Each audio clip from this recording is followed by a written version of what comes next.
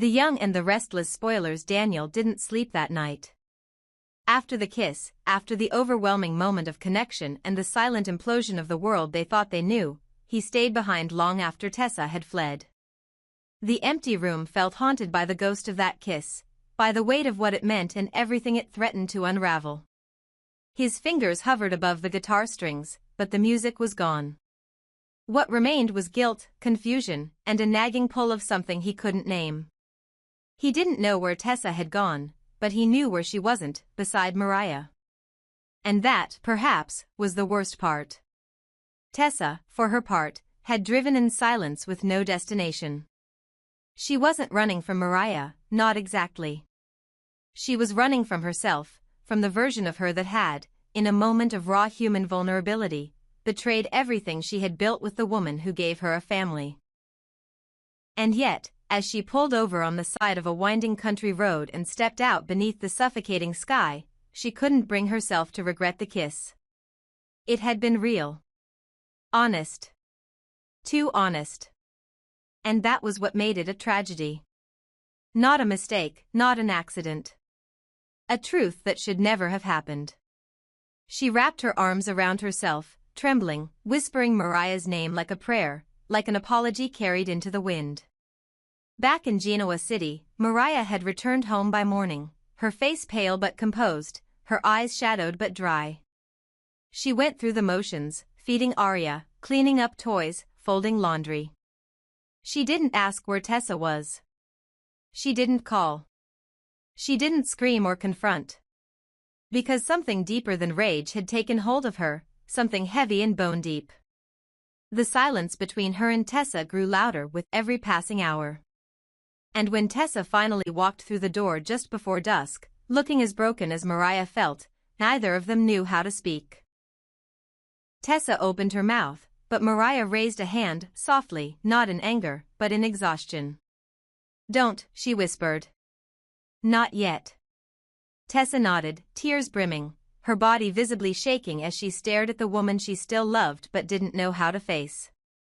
She wanted to fall to her knees, to beg, to explain, but she respected Mariah's boundary.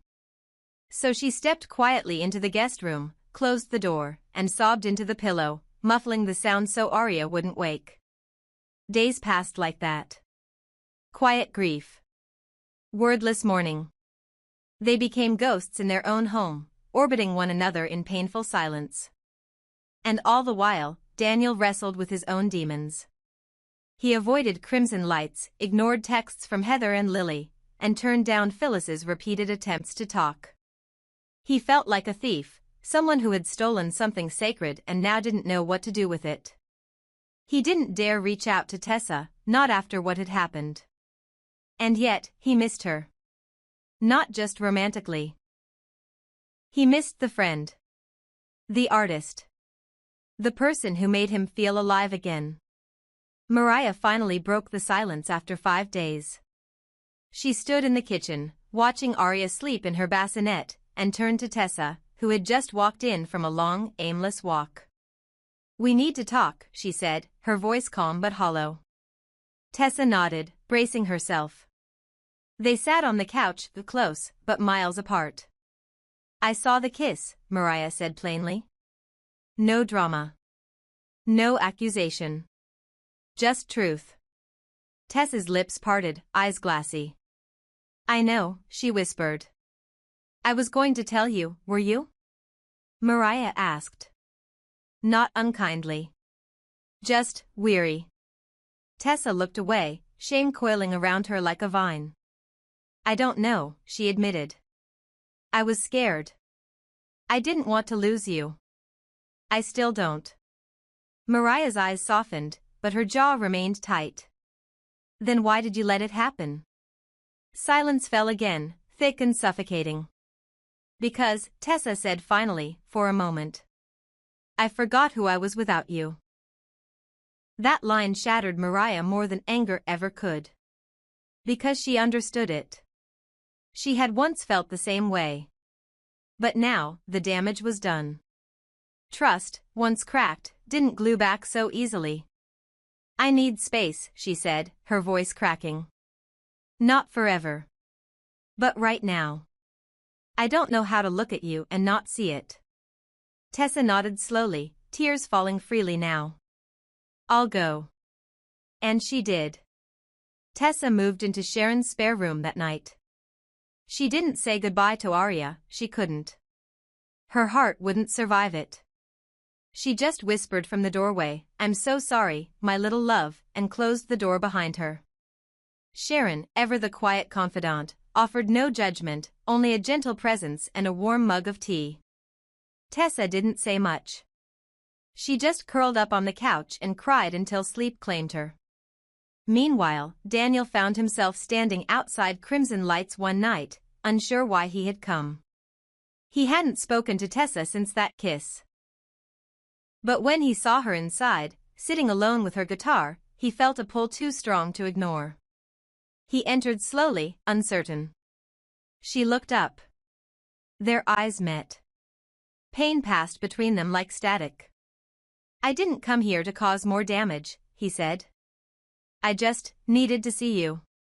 Tessa nodded. "It's okay. I needed to see you, too." They sat in silence for a while, two souls adrift in the same storm. "We broke something," Daniel said eventually. "Something we didn't mean to break." Tessa stared at her hands. "I know. But it was real, wasn't it?" He nodded. "Too real." They didn't kiss again. They didn't even touch. But they talked. 4 hours. About guilt. About longing. About the confusing space between love and need. When they finally parted, it was with a quiet understanding that whatever existed between them had to end here. Too many hearts were in the balance. Mariah, meanwhile, was rebuilding piece by piece. She threw herself into motherhood, into work at Jabot, into therapy sessions with Dr. Gallagher. She didn't know if she could forgive Tessa. But she knew she still loved her. That love didn't vanish overnight. It lived in Arya's laughter, in the old songs that still played in her head. But it would take time. And trust. And maybe, someday, healing. In the end, the story of Daniel, Tessa, and Mariah wasn't about villains or heroes. It was about human beings, flawed, fragile, and fumbling their way through a world that rarely gave easy answers. It was about the complexity of love and the pain of silence. About choices made in moments of vulnerability that echoed far beyond the kiss itself. And as Genoa City turned toward another day, its streets whispering with fresh secrets and old wounds, one thing remained certain: some of the deepest stories were the quietest ones, the ones told not with fireworks, but with tears and empty spaces where love used to live. Despite the raw tension that lingered in the air after their kiss, Tessa and Daniel both knew, instinctively, that crossing the threshold into physical intimacy that night would have been a betrayal too profound, of themselves, of Mariah, and of the fragile connection they had only just uncovered. Their bodies had pulsed with adrenaline and emotion, but something deeper, something purer, held them back. Tessa had pulled away first, her breath shaky but eyes steady, and Daniel had mirrored her movement without protest. There was an unspoken agreement between them in that moment: they would not let this be a fleeting act of lust or desperation. What they had, whatever it was, deserved the grace of time. It wasn't just desire that brought them together, but something slower burning, more sacred. The beginning of something that could only truly unfold if they allowed it to grow without force. In the days that followed, Tessa found herself more grounded than she'd expected. The guilt still lived inside her, yes, like a dull ache that flared whenever she thought of Mariah's quiet heartbreak. But alongside it came clarity. That kiss had not been a mistake. It had been real. But more importantly, it had not led to recklessness. She and Daniel had chosen restraint. And in that choice, a sense of peace had begun to grow. Their connection was not about immediate gratification or escape, it was about being seen. For Daniel, it was about being understood without judgment, about feeling the walls he had built around himself slowly dissolve. For Tessa, it was about feeling valued again, not as a partner, not as a co-parent, but as a woman, an artist, a person deserving of joy. They didn't rush. Their next meeting wasn't shrouded in secrecy or scandal. They met at Crimson Lights in the early afternoon, sipping coffee over a shared sketchpad as Tessa helped Daniel compose his first full song. Their fingers brushed again, but there was no urgency. No lingering glances charged with tension. Just gentle smiles and quiet understanding. They were building something, together, but neither of them needed to name it yet. Not while it was still unfolding. Meanwhile, Mariah struggled. Not with rage, though it simmered, but with the weight of having to wear dignity like armor. She had always been sensitive, the kind of person who felt everything too deeply, who cried at commercials and laughed until her stomach hurt over the simplest things. But this betrayal from the woman she trusted more than anyone, had left a wound too personal for tantrums. She had Arya to think about. She had her job. Her responsibilities. She didn't want to become the messy ex, the tragic footnote in someone else's love story. But pretending she wasn't devastated? That was another matter entirely. She began keeping a journal again, pouring her thoughts into the pages at night after Arya was asleep. Her entries were raw, unfiltered, but they helped. Helped her breathe. Helped her sort through the confusion. Was she still in love with Tessa? Yes. Did she hate her? Not quite. Did she want her back? She didn't know. What she did know was that she couldn't keep living in limbo. She needed a plan. She needed her own light. One afternoon, after dropping Arya off at Sharon's for a playdate, Mariah found herself walking toward Chancellor Park, not even sure why. Maybe it was muscle memory. Maybe it was the need for closure. Or maybe it was because deep down, she hoped she'd find Tessa there, strumming absent-mindedly on her guitar like she used to. And she did. Tessa was there, seated under the old elm tree, her face tilted toward the light, her fingers moving gently across the strings. The melody was soft, wistful, unformed. Mariah stood a moment before stepping closer. Tessa noticed her, surprised but not startled. "You look good," Mariah said quietly. "Rested." Tessa offered a tentative smile. "You too." Silence passed between them like a familiar shadow.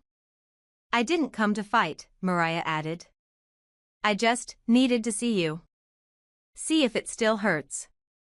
Tessa closed her eyes. "And does it?" Mariah shrugged. "It always will. But that doesn't mean I want you to disappear." Tessa blinked rapidly, emotion rising. "I never wanted to disappear. I just didn't know how to fix what I broke." Mariah sat down beside her, not close enough to touch. "Maybe you can't. Maybe some things don't get fixed. Maybe they just become something else." They sat that way for a long time, not lovers, not enemies. Just two people bound by memory and loss, trying to make peace with the ruins. Tessa didn't beg. Mariah didn't cry. They just breathed in the same space, the way people do when they're learning how to let go gently, respectfully, without tearing each other apart. Daniel, for his part, kept his distance. He knew this wasn't about him anymore. He continued working with Tessa on music, yes, but he let her lead the pace. Sometimes their meetings were full of laughter. Sometimes they were just quiet, contemplative. They hadn't kissed again. Hadn't even hugged. But they had begun to share pieces of themselves that no one else had seen, stories from childhood, secret fears, the songs they were too afraid to write. Each moment was a slow unfurling, like pages in a book that had been waiting years to be read. One evening, as they sat beneath twinkle lights in the backyard of Sharon's house, Daniel strummed a melody Tessa had helped him compose. She watched him, her heart full, not with lust, not even with certainty, but with something even rarer, peace. He looked up at her, meeting her gaze. "You know," he said, "I think this might be the first time in my life I'm not afraid of what comes next." Tessa smiled. "That makes two of us." And somewhere across town, Mariah stood by Aria's crib, brushing her daughter's hair back as she slept, whispering promises only a mother could make. She didn't know what her future looked like, or if love would find her again. But she knew this: she had survived.